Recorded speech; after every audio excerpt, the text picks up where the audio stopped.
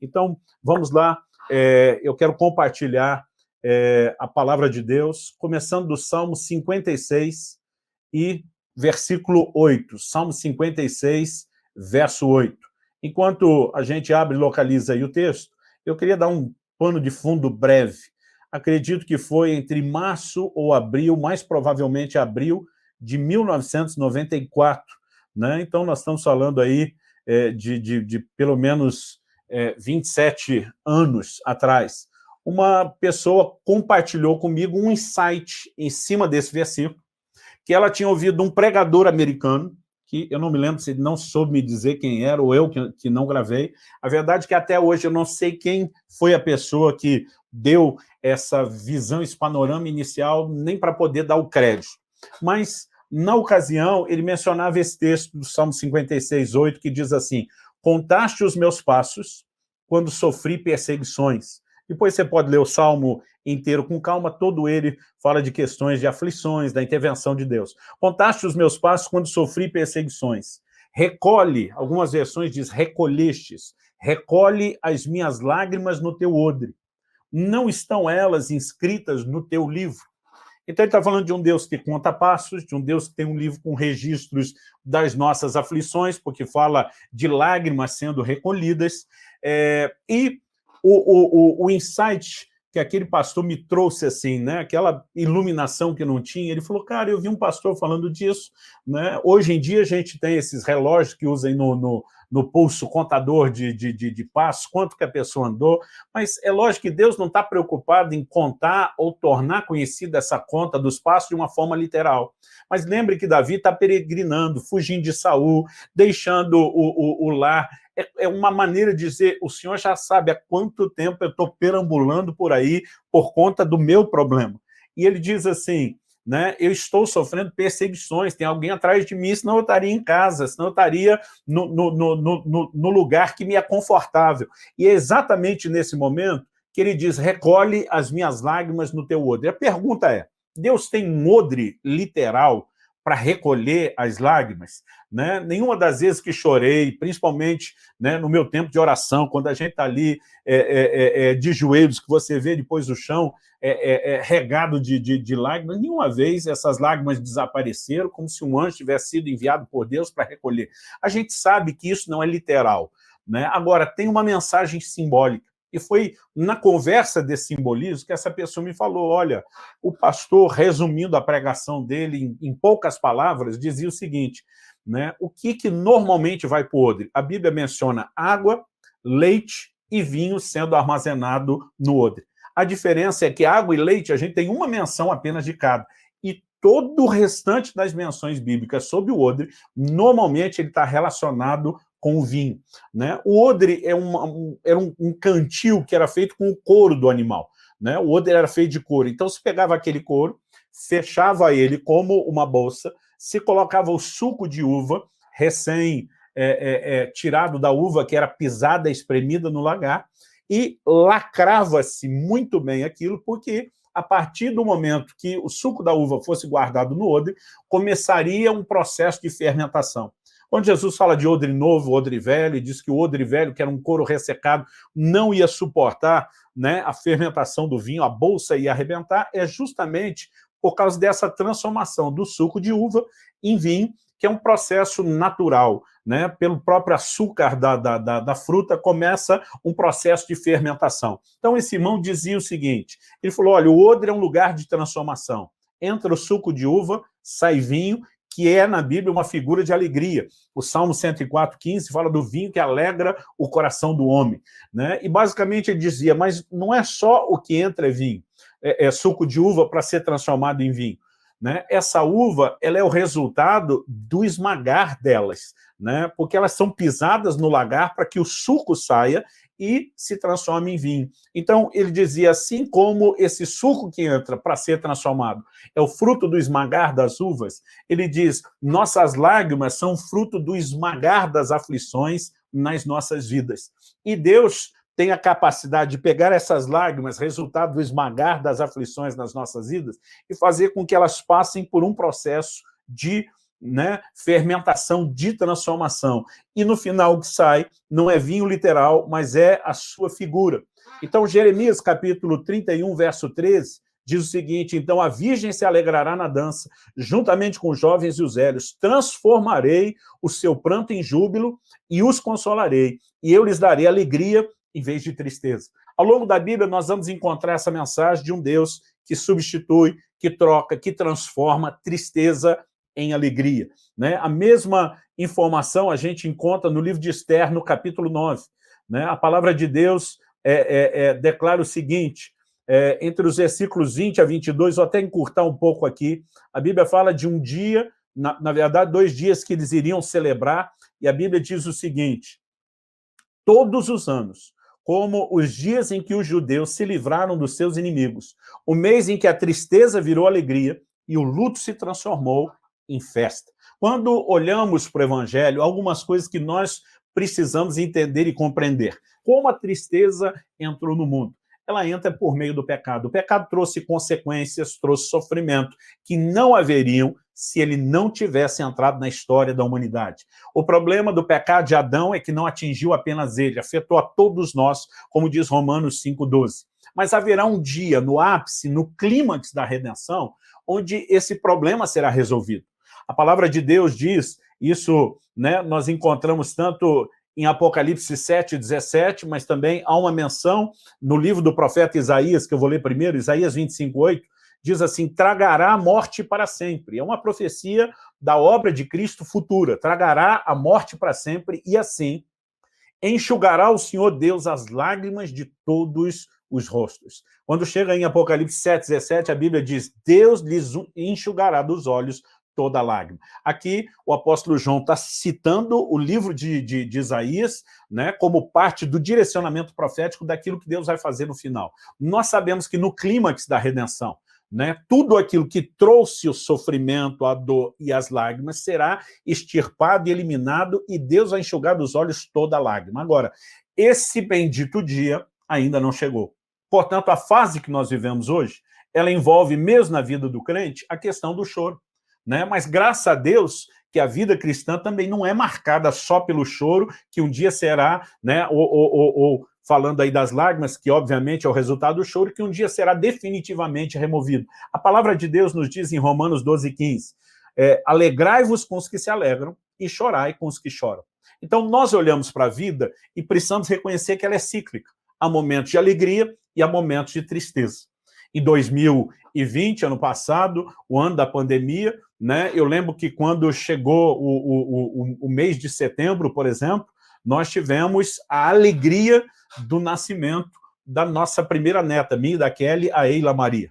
Né? No entanto, com poucos dias de diferença, não foi muito tempo, nós também tivemos a perda do meu sogro Joel, o pai da Kelly. Então, nossa família riu e nossa família chorou por motivos diferentes. Isso pode acontecer em épocas diferentes, pode acontecer em momentos praticamente similares, encavalados, tanto uma coisa como outra é parte da vida cristã. Agora, eu não gosto quando eu vejo pregadores tentando insinuar que a vida cristã é só alegria, que não haverá momentos de choro, dor ou lágrimas. Mas também não gosto de pregadores, né, que sugerem que a vida cristã também seja só dor e sofrimento e que só no futuro Deus vai resolver tudo.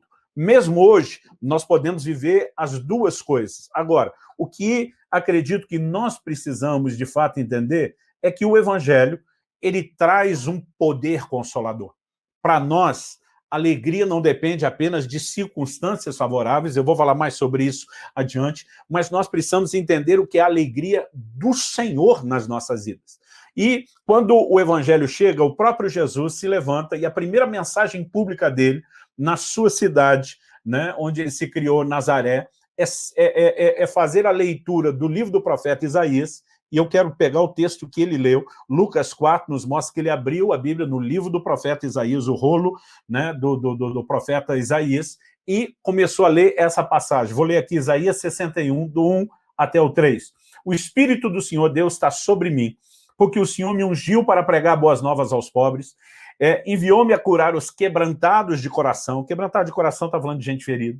A consolar todos os que choram, né? E a pôr sobre todos os que choram em Sião uma coroa em vez de cinzas, óleo de alegria em vez de pranto, manto de louvor em vez de espírito angustiado. Então, observe que Jesus está falando que ele foi ungido para curar, sarar os quebrantados de coração, né? O Salmo 147:3 diz isso, que ele sara os quebrantados de coração e cura-lhes as feridas, e a consolar os que choram. Depois de falar disso, ele diz: a pôr os que choram em Sião uma coroa em vez de cinzas. Cinzas era algo que eles usavam no momento do luto, de um pranto profundo.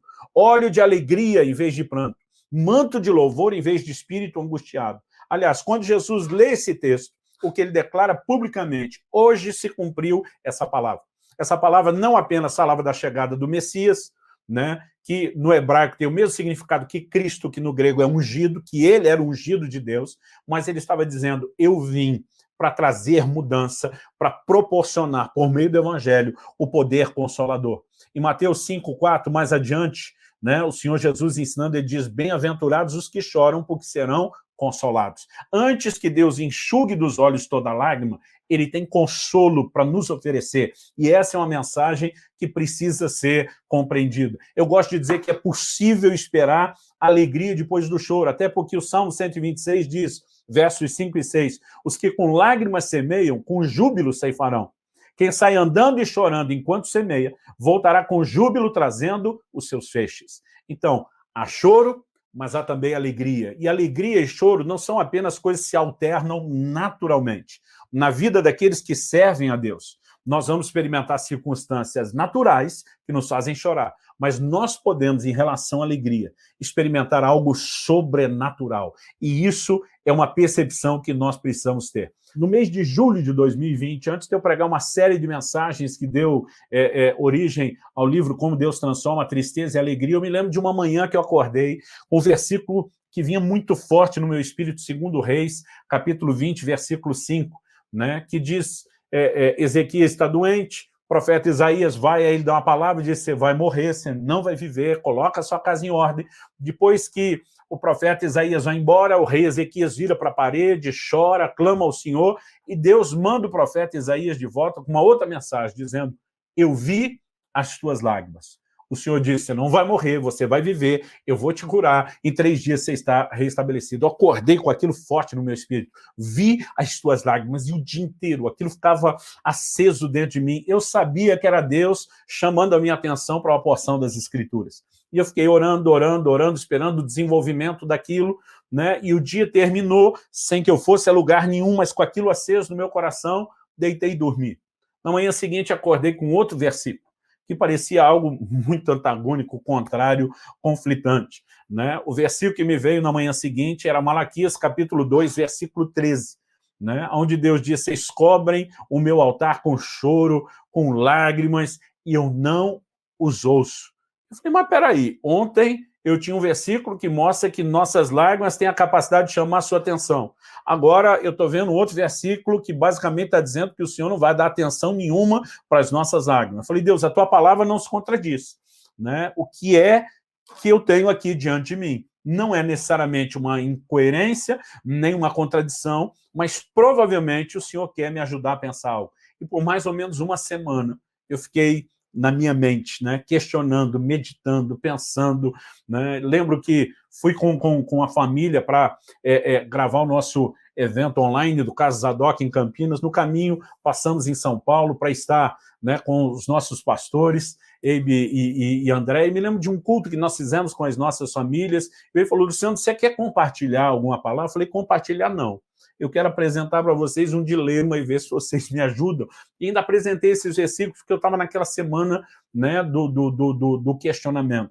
E eu me lembro, foi na verdade só no fim da viagem, uma semana depois, que de repente o Espírito Santo abriu os meus olhos e eu comecei a entender com clareza algumas coisas que nós não podemos ignorar.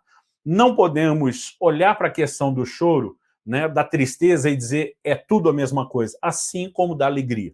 Por exemplo, o apóstolo Paulo escreve aos Coríntios e ele fala da tristeza segundo o mundo, que produz a morte, mas ele fala da tristeza segundo Deus, que produz arrependimento. Não existe um único tipo de tristeza. E eu quero te dizer, não existe um único tipo de alegria. Há questões, né, relacionadas à alegria, ao prazer, que são naturais.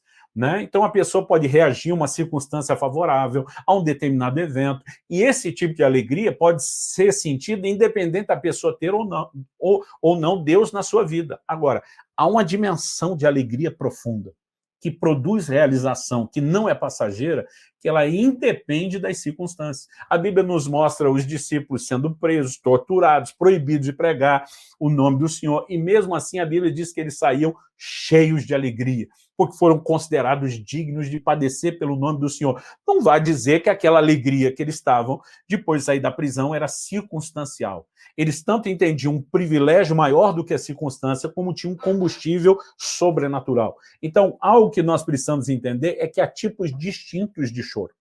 Né? Existe aquele choro que chama a atenção de Deus, existe aquele choro que Deus ignora. Né? Então, nós precisamos conseguir mensurar isso até para entender qual é a dinâmica e a forma de Deus trabalhar.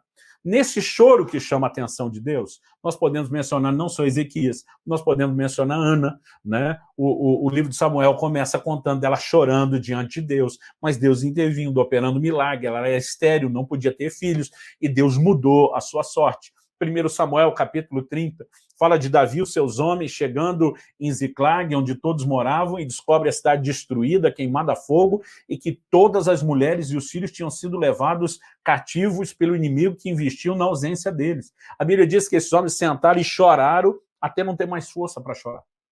Só que depois de dizer isso em 1 Samuel 34, versículo 6, diz, Davi, porém, se fortaleceu no Senhor seu Deus. E é aí que é o ponto da virada.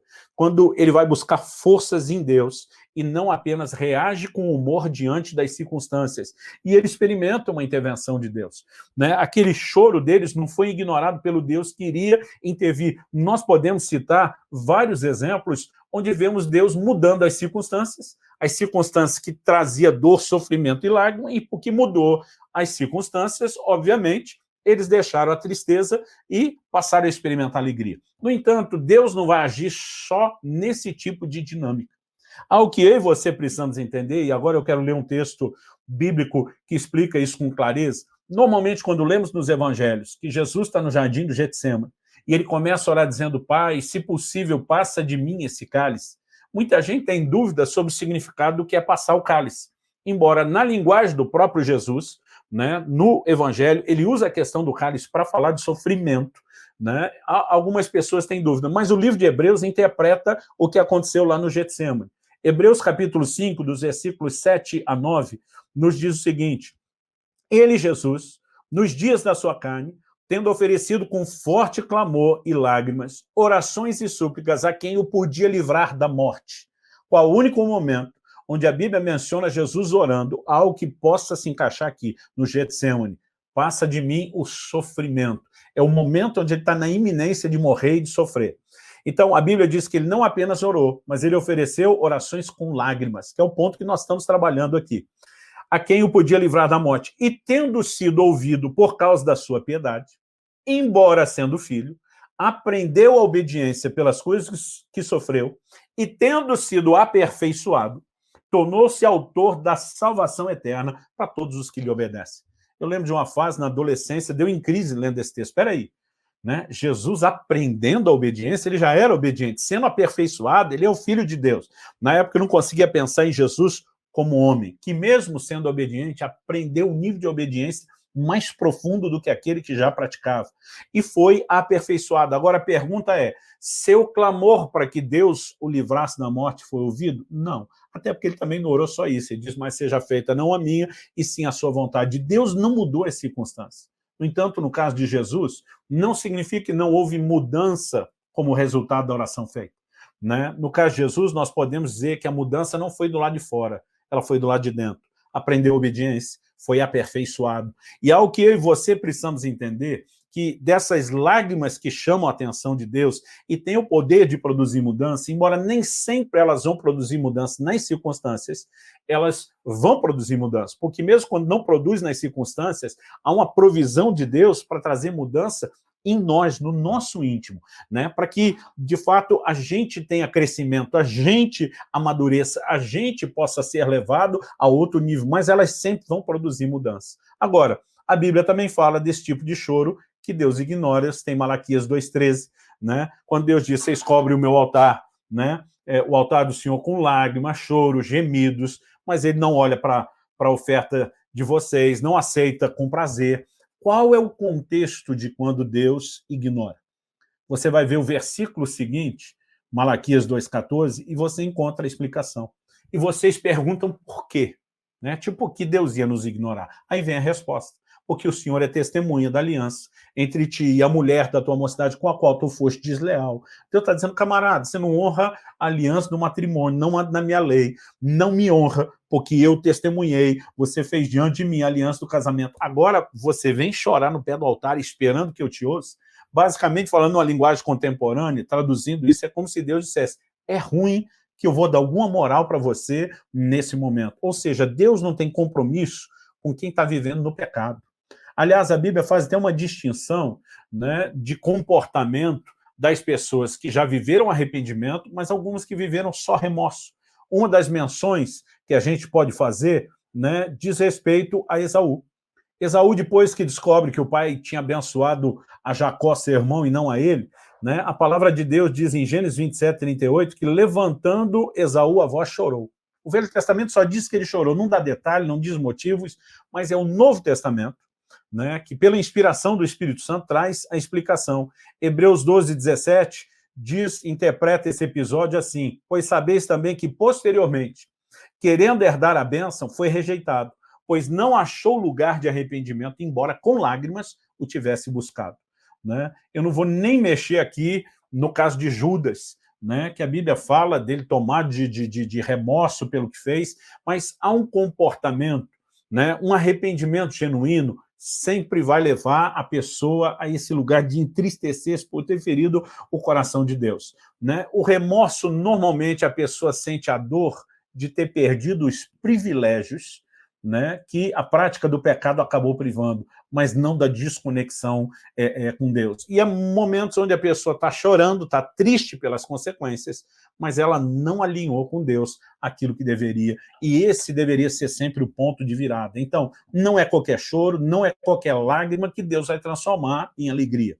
Eu acredito que a gente precisa entender, né, essa dinâmica. Aliás, vamos falar também do processo inverso. Tiago, chamando o povo ao arrependimento, que quando o contexto é pecado, essa mensagem de arrependimento é muito específica, ele diz, converta-se a vossa alegria em pranto. Né? Ele está dizendo justamente de um processo contrário, e de novo a Bíblia não está sendo aqui contraditória, porque assim como há tipos distintos de tristeza, a Bíblia diz, a tristeza segundo o mundo, e eu vou jogar o remorso de alguém que errou aqui, ela produz morte. A pessoa apenas se consome, se define com aquilo, mas não existe um processo de restauração.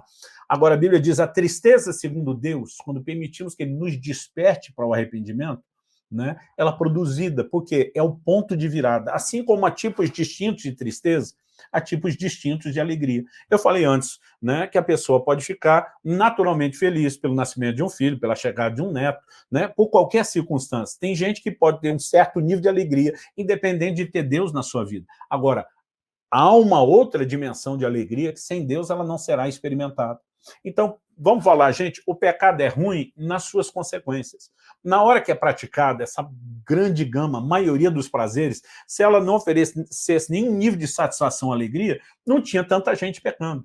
O problema é que é uma alegria passageira, ela não é permanente, ela não é duradoura, ela produz consequências negativas, mas quando a pessoa está nesse nível de alegria, ela não pode viver a alegria plena em Deus porque está desconectada.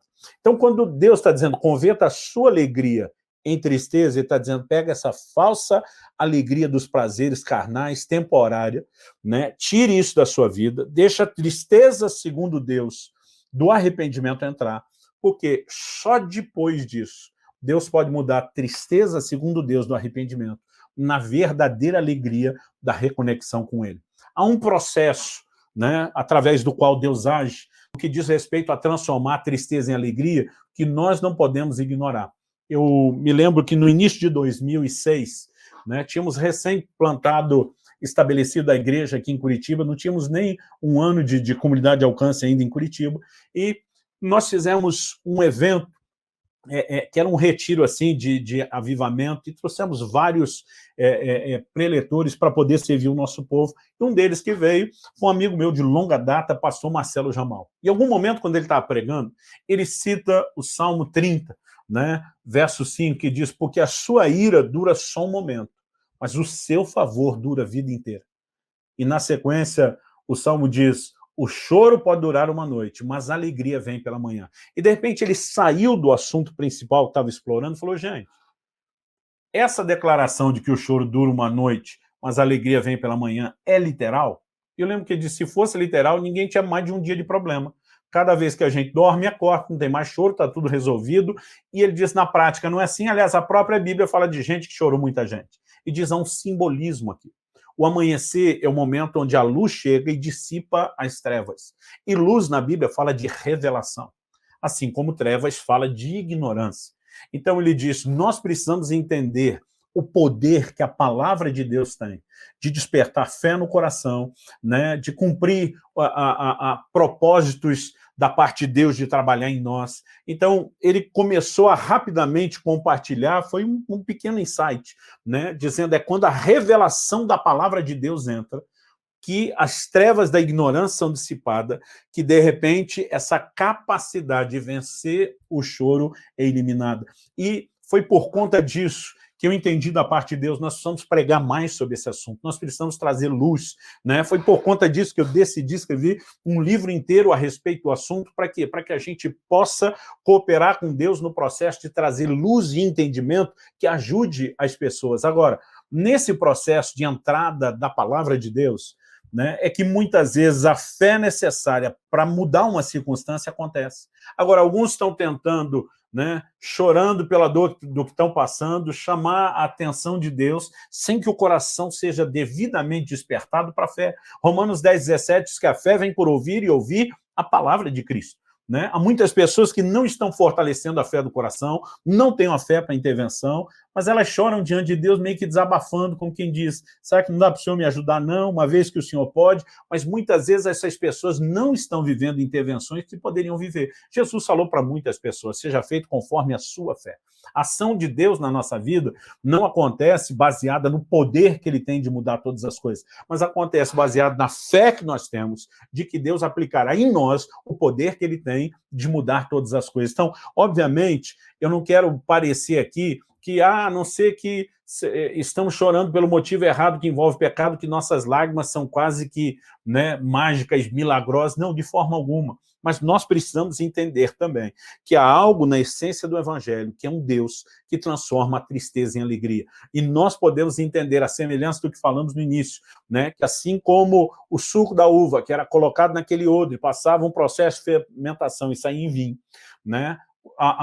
Ao Davi dizer para um povo que entendia essa figura: recolhe as minhas lágrimas no teu odre, as lágrimas são esmagar das aflições, vão passar por um processo de fermentação, e o que sai depois, né, está simbolizado e tipificado pelo vinho da alegria. Deus tem o poder de produzir esse tipo de resultado nas nossas vidas. Aliás, o Senhor Jesus falava a respeito disso, né, sobre a gente orar, pedir a Deus para que a nossa alegria fosse completa.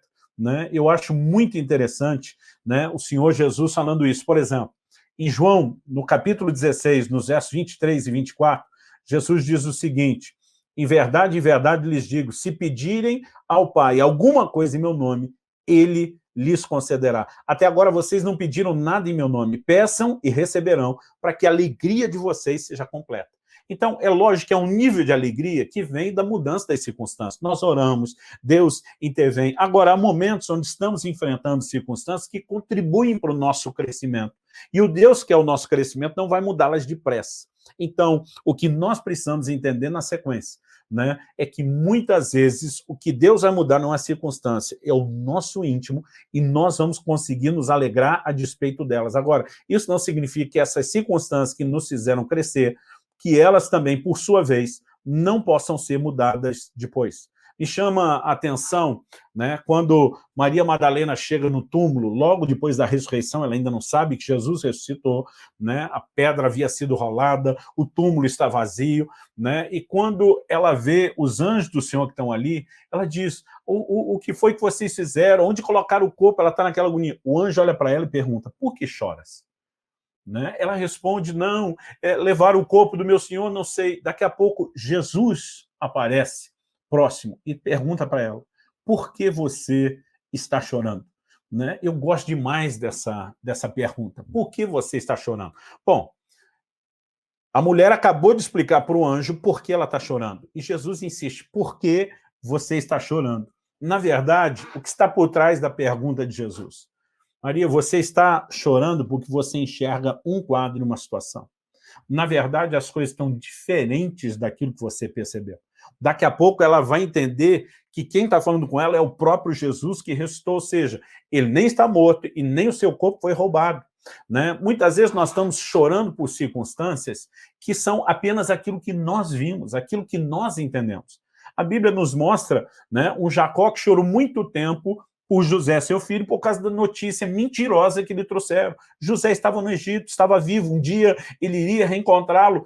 Se ele tivesse essa informação, essa revelação, não teria chorado, mas porque não tinha, baseado só naquilo que tinha, chorou. Há momentos onde nós estamos chorando por coisas que Deus quer mudar a nossa percepção e nos fazer entender que ele já está comprometido em intervir. Deus quer que a gente enxergue uma outra circunstância. Enquanto os espias, aqueles 10 dos 12 espias, voltam abatidos de Canaã, dizendo, a terra tem gigantes, habita cidade fortificada, dá para nós, não. Josué e Caleb se posicionam e diz, ausentou-se deles a sua segurança. Ele estava olhando além do problema, a materialização de uma promessa, de uma intervenção de Deus. Né? Isso também é parte de um processo que Deus pode usar. Né? Eu me lembro, assim, um dos momentos de maiores abatimentos da minha vida foi quando a Kelly teve uma complicação enorme na hora do parto do Israel, nosso primogênito.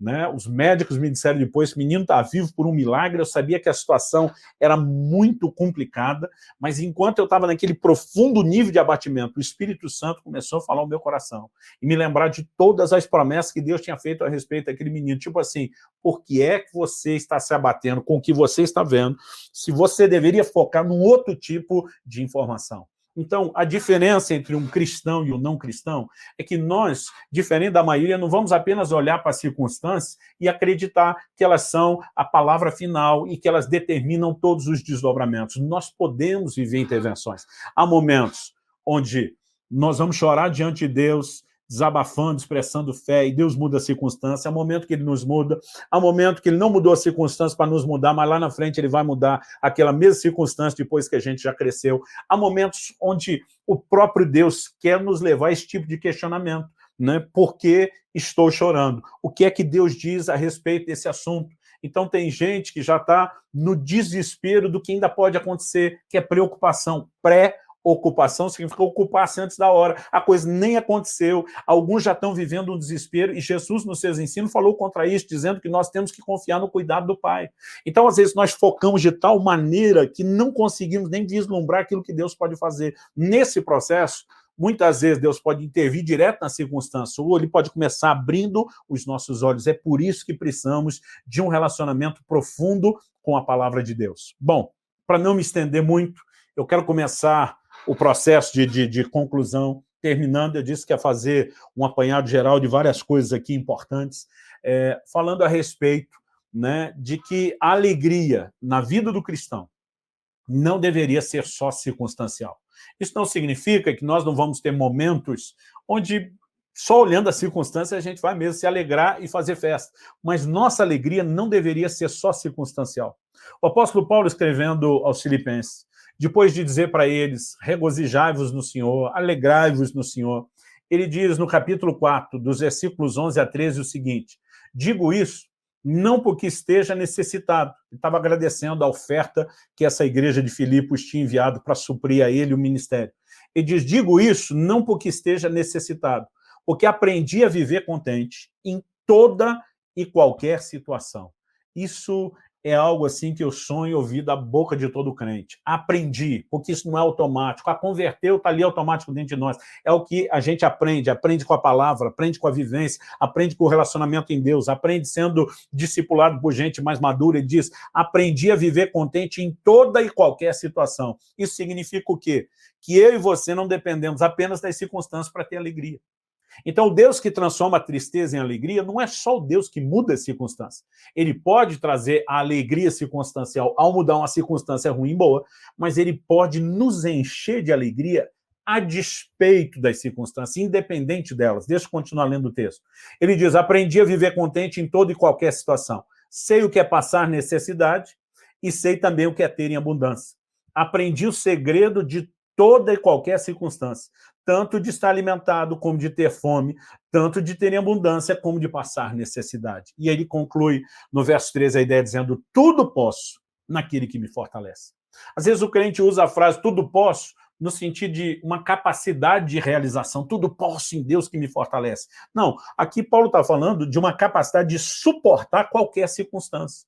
Aprendi a viver contente em qualquer situação, momento bom, momento ruim, momento de abundância, momento de escassez, né? Ele diz, por quê? Porque Deus me fortalece. Em outras palavras, Paulo está dizendo, minhas raízes estão em Deus. Eu não dependo da circunstância para que o meu humor seja determinado a partir delas. Ele diz, eu tenho um relacionamento com Deus, né, que vai me fortalecer para enfrentar qualquer situação, não apenas de cabeça erguida, mas nós precisamos acreditar, inclusive, com a capacidade de viver a alegria, porque na vida do cristão, e esse é o diferencial, entre aquele que serve a Deus e o que não, é que nossa alegria procede de Deus. Davi, falando pelo Espírito Santo, declarou, quero ler aqui o Salmo 16, 8 e 9, tenho o Senhor sempre diante de mim, estando ele à minha direita, não serei abalado. Por isso o meu coração se alegra, e o meu espírito exulta, e até o meu corpo repousará seguro. Olha o que ele está dizendo. Meu coração se alegra e o meu espírito exulta por ter Deus do meu lado. Nós precisamos entender que ele reconhecia que por estar diante da presença de Deus é que o seu coração se alegrava e o seu espírito exultava. Aliás, deixa eu ler o versículo 11 na sequência. Ele diz, tu me farás ver os caminhos da vida, na tua presença a plenitude de alegria. Vou repetir, na tua presença, essa é a fonte. A plenitude de alegria, não só alegria, mas alegria plena, alegria completa. E depois ele diz, à tua direita há delícias perpetuamente. Eu citei no início, Atos 5:41, quando a Bíblia diz que os apóstolos se retiraram do Sinédrio muito alegres por terem sido considerados dignos de sofrer afrontas pelo nome do Senhor. Gente, você nunca vai ver naturalmente alguém ser afrontado e sair feliz. Mas quem está conectado a uma fonte que não depende de circunstâncias, esse tipo de gente pode. Há uma relação na Bíblia muito clara, né, entre a alegria e a pessoa do Espírito Santo. Nós falamos da simbologia do vinho como figura de alegria, mas o próprio vinho é um dos símbolos do Espírito Santo e da sua obra que produz alegria, né? Vale dizer que Gálatas 5:22 diz que o fruto do Espírito é, entre outras coisas, alegria. Então, vamos ver alguns desses textos bíblicos que relacionam alegria e a pessoa do Espírito Santo. Atos capítulo 13, versículo 52 diz, os discípulos, porém, estavam cheios de alegria e do Espírito Santo. As duas coisas vêm junto, né? Romanos 14:17, porque o reino de Deus não é comida nem bebida, mas justiça, paz e alegria no Espírito Santo. Hebreus capítulo 1, verso 9, Deus, o teu Deus, te ungiu com óleo de alegria, como a nenhum dos teus companheiros. Né? Nós podemos entender que é um momento onde do céu vai vir um posicionamento, não apenas de mudar a tristeza em alegria, mas de nos fortalecer, de nos conduzir a não viver baseado só no ânimo. Eu me lembro, comecei a falar da situação do Israel, que era de risco no momento do nascimento, do momento em que o Espírito Santo falou, ou você se senta, assiste a situação sem, né, interferir nela e apenas enterra o seu filho, ou você se posiciona e faz algo a respeito baseado naquilo que eu falei. E aquilo acendeu uma fagulha de fé no meu coração de uma forma inexplicável. Eu consegui enxergar além das circunstâncias, eu consegui ter ânimo e força em Deus além das circunstâncias. Naquela hora eu me levantei, me posicionei e vi Deus mudar a circunstância, até porque tinha uma palavra muito específica.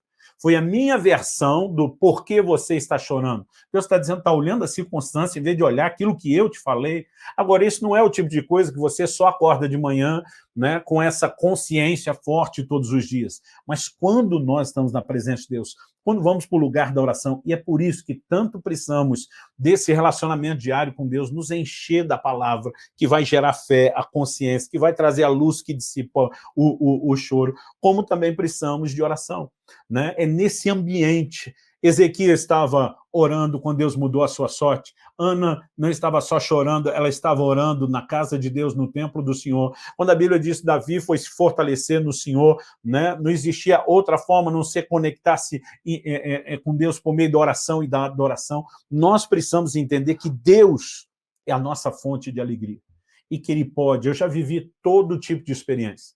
Já vivi um momento que Deus mudou as circunstâncias, já vivi um momento onde Deus não mexeu nas circunstâncias, mas Ele me mudou, como também já vivi situações onde depois, aquilo que a princípio Ele não mudou, para poder me mudar, Ele interferiu depois, né? Já vivi momentos de apenas chorar sem nenhuma revelação e não ver nada acontecer, mas já vivi momentos de entender que enquanto eu derramava meu coração diante de Deus, eu me lembrava desse texto, que Ele recolhe as lágrimas num odre, e o propósito é transformar tristeza em alegria. E o que eu quero terminar compartilhando, eu e você não devemos viver baseado apenas nas circunstâncias. É lógico que nesse momento, quando a gente fala de circunstância ruim, todo mundo lembra da pandemia, seja o aspecto da saúde, de pessoas queridas sendo, né, ceifadas, levadas, e nós não podendo desfrutar dela, outros sofrendo com a questão econômica de não poder trabalhar ou de produzir como antes e ter dificuldades,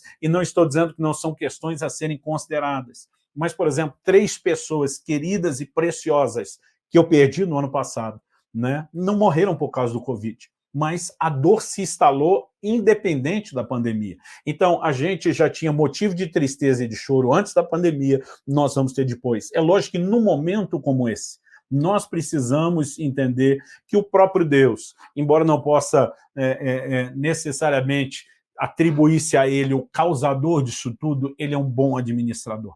A palavra de Deus diz no livro de Romanos que todas as coisas cooperam para o bem daqueles que amam a Deus e são chamados segundo o seu propósito. Então, algo que eu e você precisamos entender é que esse também pode ser um momento de crescimento e que, independente de todo e qualquer tipo de dor e tristeza circunstancial que a gente enfrente, isso não tem que determinar um abatimento emocional, isso não tem que determinar uma frieza espiritual e um distanciamento de Deus, né, ou mesmo da igreja, onde somos fortalecidos. Pelo contrário, essa é uma hora onde deveríamos correr como nunca para o Senhor. Então, a minha palavra, e eu tenho sentido isso da parte de Deus, de que nós precisamos trazer despertamento para que as pessoas entendam um evangelho de consolo. Não estou dizendo que servindo a Deus nós não vamos ter dores ou tristezas, né? A Bíblia fala a respeito desse choro, mas também fala a respeito de um Deus que traz consolo, né? Fala a respeito de um Deus que o próprio Espírito Santo é chamado de um consolador. E nós precisamos não apenas acreditar, mas desfrutar dessa verdade poderosa que Deus nos disponibiliza. Eu acredito que com essa ideia final de que Deus é a nossa fonte de alegria, né, a gente consegue amarrar um pouco mais esse quadro geral todo que estamos falando. Como eu disse, há um bendito dia, né, que estamos aguardando, onde Deus enxugará dos olhos toda lágrima. A Bíblia diz, não haverá mais maldição, não haverá choro, não haverá morte, né, não haverá enfermidade, todas essas consequências ruins do pecado que com ele entrado serão extirpadas. Agora, até que esse dia chegue, a gente não precisa apenas ficar esperando. Nós podemos viver consolo sobrenatural. Me lembro de um dia onde eu estava assim com o coração arrebentado por causa de uma circunstância. Mas assim, completamente desanimado, ferido, triste, e fui tirar um tempo de oração. Enquanto eu estava orando, o Espírito de Deus me visitou de uma forma inexplicável. E naquele dia eu entendi o que é Deus ungir com óleo de alegria. Porque eu não apenas fui cheio de alegria, né, no lugar daquela tristeza, mas isso foi algo tão impactante que quando eu percebi, eu estava rolando no chão da sala ali de casa, da casa dos meus pais, era ainda solteiro enquanto orava, e eu simplesmente comecei a rir e era impossível não rir.